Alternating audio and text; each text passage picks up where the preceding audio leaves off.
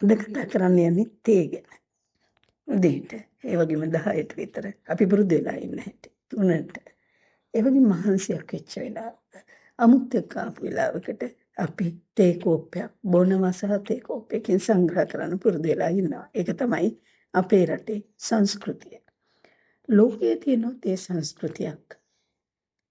ඒකෙත් විවාදාත්මක කරුණක් ගැනයි මම මේ කතා කරන්න යන්නේ. තේ කියන්නේ බීමක් විතරක් නෙමෙයි. ඒක පුරුද්දක්. ඒ වගේම සංස්කෘතියක්. නිකම්ම නෙමෙයි ලෝකේ පුරා පැතිරිච්ච පිළිගත් සංස්කෘතියක්.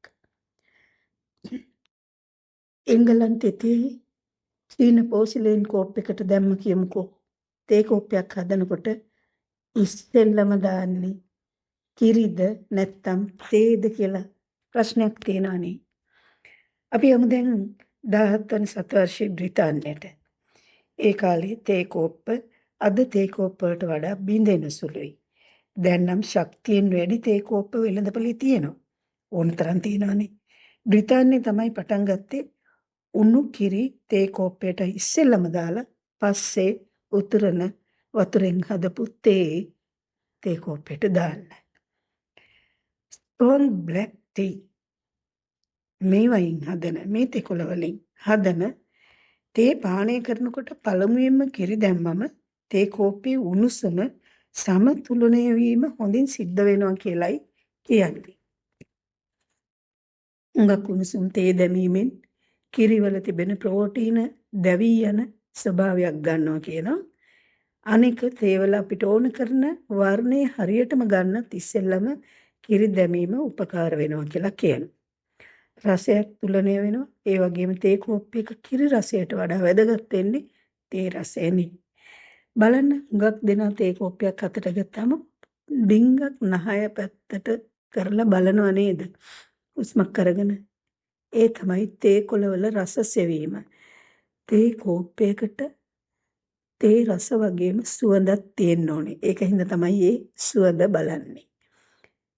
ඒක මානසික කාරණයක් වෙන්නත් පුළුවන්. නමුත් තේ කෝප්පයක සුවඳ දැනනකොට ඒක බොන්න හරි ආස හිතෙනවා.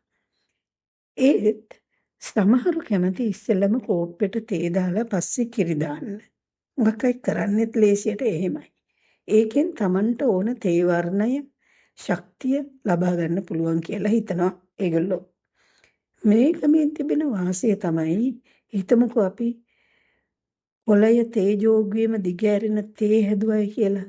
අර තේ දැම්මහම කොළය දිගෑරිලා එන්නේ තේ කොළය වගේ. එහි රසය එලෙසින්ම තියාගන්න නම් තේ මුලින්ම දාලා පස්සේ අවශ්‍ය කිරි ප්‍රමාණය දාගන්න පුළුවන් කියලා කියනවා. ලෝකයේ තේ සංස්කෘතිය ඉංග්ලිෂ් බ්‍රෙක්ෆාස්ට් තේ සහ දිව්‍යමය රසයයි කියන ඩාර්ජිලින් ස්ප්‍රින්ග් තේ බොන්නේ ඒවයි ස්වභාවික රසය එන මේ දෙවැනි විදිහටයි. ඒ කියන්නේ තේ උතුරන වතුරෙන් හදපු තේ පළමුව දාලා පසුව තමයි කිරි දාන්නේ Tamanට උවමනා ප්‍රමාණයට. ඔය චීන පෝසිලෙන් එනකොට බ්‍රිතාන්‍ය කෝප්ප තේ පෝච්චි එහෙම තිබුණා නැත්තේ නෑ. හැබැයි බ්‍රිතාන්‍යයේ තිබිච්ච තේ කෝප්ප හොඳට උතුරන වතුරේ නටපු තේ දාපු හැටි බින්දෙන හින්දා තමයි චීන පෝසිලෙන් කෝප්පවලයි පෝච්චිවලයි තේ හදන්න පටන් ගත්තේ. කෝප්පයි පෝච්චි පරිස්සම් කරගන්න තමයි කිරි ඉස්සෙල්ලම දාලා තේ පස්සේ දැම්ම කියන්නේ. 18 වෙනි සතවර්ෂයේ අන්තිම වෙනකල් මේ පුරුද්ද දිගටම තිබිලා තියෙනවා. හැබැයි ලංකාවේ නම් අපි ඊට පස්සෙත් එහෙම කළා. දැනුත් තුඟක් දෙනා කිරි ඉස්සෙල්ලම දාලා තමයි තේ පස්සේ දාන්නේ. විශේෂයෙන්ම ඔය හෝටල් වල ඒ වගේම ඔය ලොකු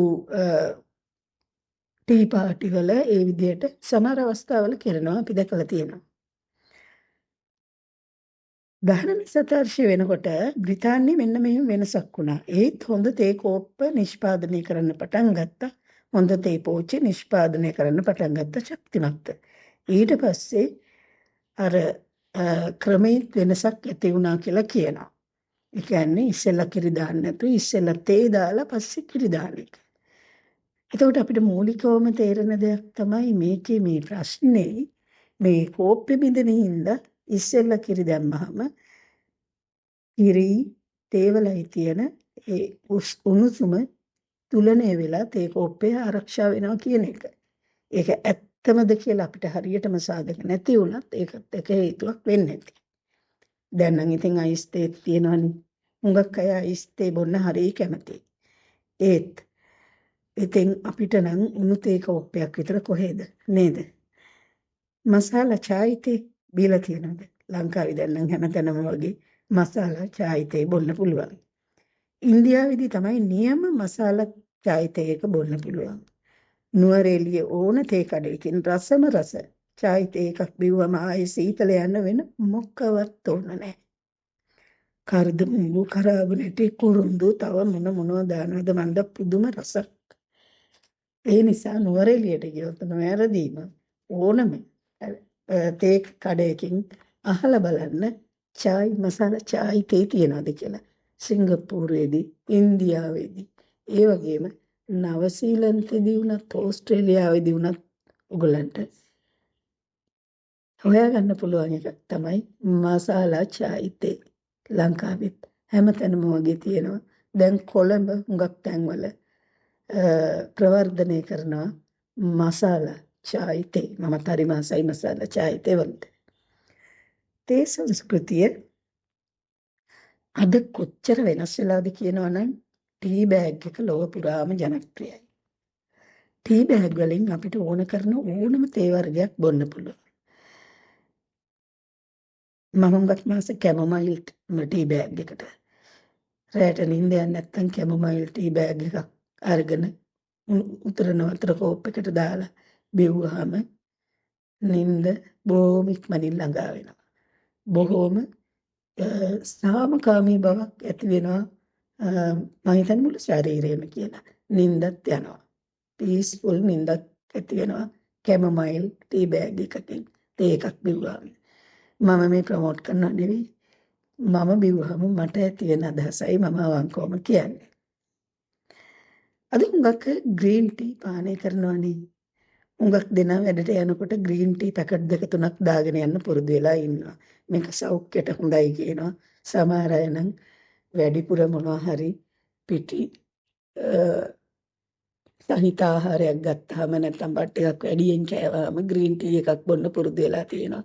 හිතන්නේ ඉතින් ග්‍රීන් ටී එක බිව්වහම අර කාපු ඔක්කොම මේ වැඩිපුර ආහාර ටික එකෙන් පිච්චිලා යයි කියලා මොනවා වුණත් ග්‍රීන් ටී එකක් බිව්වහම පොඩි සහනයක් ලැබෙන්න පුළුවන් තමයි.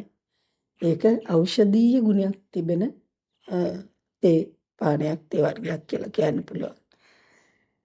සමහර අය මේ ස්ථූල ශරීර තියෙන අය ගොඩාක් ග්‍රීන් ටී පාවිච්චි කරනවා දැකලා තියෙනවා. මට මේක කියනකොට මතක් වෙනවා මේ මන් දන්න කෙනෙක් ඉන්නවා. එයා දවල්ට කන්න පුළුවන් සේරම જાති කාලා ඊට පස්සේ මේ ග්‍රීන් ටී එකක් ඉල්ලනවා දෙන්නකො මට ග්‍රීන් ටී එකක් කියලා කියනවා. ඉතින් අර ඔක්කොම මම හිතන්නේ බත් එකක් දෙකක් තුනක් දෙවාරයක් තුන් වාරයක් කාලා තියෙන ස්වීට්ස් ඔක්කොම කාලා ඊළඟට තවත් මොනවා හරි බොන්න තියෙනවා නම් ඒවත් බීලා එහෙම ග්‍රීන් ටී එකක් බිව්වයි කියලා වැඩක් වෙන්නේ නැහැ කියලායි මම නම් හිතන්නේ. ඉතින් ඔය විදිහට ග්‍රීන් ටී පැකට් දෙක තුනක් දාගෙන යන්න පුරුදු වෙලා තියෙනවා වැඩට යනකොට. ඒත් රස ගෙන්නු තේ තියෙනවා. ඉඟුරු තේ, ස්ට්‍රෝබෙරි තේ, ලෙමන් තේ, කැමීලියා තේ මේවා හරි සුවඳක් තියෙනවා. දැන් ලෙමන් ටී එකේම හරි සුවඳයි. අපි දන්නවනේ ඉතින් අපි අපේ අම්මලාගේ කාලේ අපේ සීයාචේ කාලේ ඉඳලා ඉඟුරු තේ එක නම් හොඳටම රස තේ එකක් නේ. ඉඟුරු තේ එකක් බිව්වම පුදුම ශක්තියක් සහ පුදුම ඒක ඉඟුරු තේ එකකුත් අර ඉඹලා බැලුවාම පුදුම සුවඳක් තියෙන ඒකෙන්ම ඇඟට දැනීමක් ලැබෙන එකක් තමයි ඉඟුරු තේ එක. අද නම් පැකට් කරලත් විකුණන්න තියෙනවා ඉඟුරු තේ. ඒ වගේම අර මං කිව්වා වගේ පුංචි පැකටුත් තියෙනවා. ඔය තේ පැකට් දාලා හදන තේ එක උතුරන වතුරෙන්ම හදන්න ඕන කියලා තමයි කියන්නේ. විනාඩි 3ක් තැම්බෙන්නත් ඕනලු. සමහර නම් ඕක දාපු ගමන් බොනවා. ඒ වුණාට විනාඩි 3ක් තැම්බෙන්න ඕන කියලා කියනවා. තේ කෝප්පයක් බොන ඕගොල්ලෝ හැමෝම දන්නවනේ තේ කියන්නේ කෝප්පයක් බිව්වම ඒ තේ කෝප්පයක් බිව්වම හිතටයි ශරීරෙටයි දෙකටම ලොකු සැහැල්ලුවක් දැනෙනවා කියලා නිදිමත වෙලාවකට කොහොමද හොඳ තේ එකක් බිව්වම සුවඳ ගහන තේ එකක් බිව්වම ඉන්දියාවේ නම් කියන්නේ ඔය ග්‍රීන් ටී බීමෙන් හැම පැහැපත් වෙනවා කියලයි. ඉතින් තරුණ පරපුර අතර ග්‍රීන් ටී හරිම ජනප්‍රියයි. ඉතින් මේ තේ බීම අපිට නවත්තන්න පුළුවන් පුරුද්දක් නෙමෙයි. මට මතකයි අපේ අම්මා ඉන්න කාලේ මං හිතන්නේ තේ කෝප්ප 10ක් 12ක් දවසකට බොනවා. එයා කෑමට වැඩිය තේ බීම තමයි එයාගේ මේ කියන්නේ දවසේ ප්‍රධානම වගේ ආහාරය වෙලා තිබුණේ. මං හිතන්නේ එය තේ වලට කැමති නිසාත් එයාට යම් ශක්තියක් ලැබෙන නිසාත් මොකද ගැහන් කියන්නේ මුළු දවසම වැඩ කරන අයනේ. ඉතින් එයා ගෙදර මුළු දවසම වැඩ කරනකොට හැම වෙලෙම යාට මාංශයක් දැනනකොට තේ එකක් බොන්නේ නැති. ඉතින් තේ එක කියන්නේ ඔබේ මාංශය නිවන ඒ වගේම හිතට ගතට ශක්තියක් ලබා දෙන දෙයක්. රස දෙයක්. ඉදේට තේ එකක් බිව්වම කොච්චර ප්‍රාණයක් ලැබෙනවද? බ්‍රෙක්ෆාස්ට් තේ එකක්. ඉතින් කිරි මුලින් දැම්මත් කිරි පස්සේ දැම්මත් තේ කී රස නම් හොඳ තේ එකක් නම් හොඳටම රසයි. මම නම් හිතන්නේ සීනි දාලා තේ බොනවට වැඩිය සීනි නොදා තේ බොනකොට තේ වල රසය හොඳට දැනෙනවා. බොහොම ස්තුතියි.